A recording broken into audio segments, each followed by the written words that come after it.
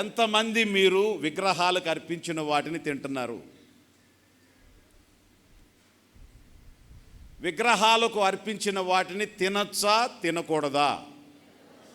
ఖచ్చితంగా తినకూడదు.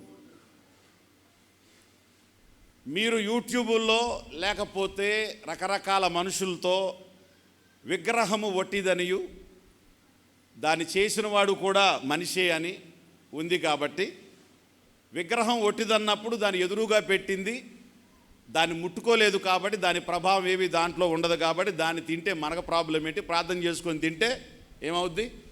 పవిత్రమైపోతుంది అని ఈ రోజున కొంతమంది మాట్లాడుతున్నారు.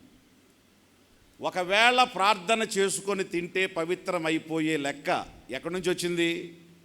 అపోస్తుడైన పౌలు ఆయన క్రొత్త నిబంధనలో విగ్రహాలకు అర్పించింది కాదు, పాత నిబంధనలో అపవిత్రం అన్న దాని గురించి ఆయన మాట్లాడాడు.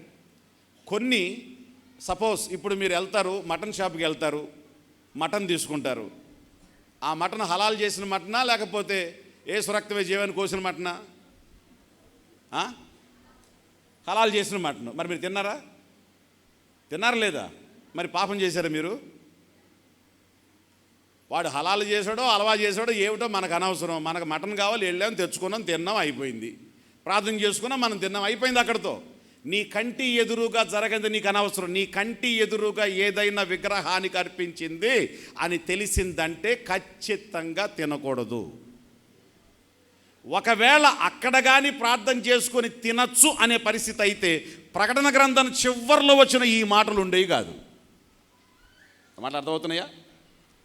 ప్రకటన గ్రంథం ఈ చివరిలో సంఘానికి చెప్పినటువంటి మాటల్లో విగ్రహార్పితమైన దాన్ని తప్పు ఒకటి నీ మీద మోపాల్సి వస్తుంది. నువ్వు విగ్రహాలు కర్పించిన దాన్ని నువ్వు తింటున్నావు, నువ్వు తినకూడదు అని చెప్పేవాడు ఇక్కడ కాదు.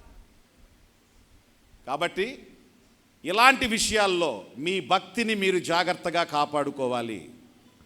విగ్రహానికి అర్పించింది మనకు అపవిత్రం కానీ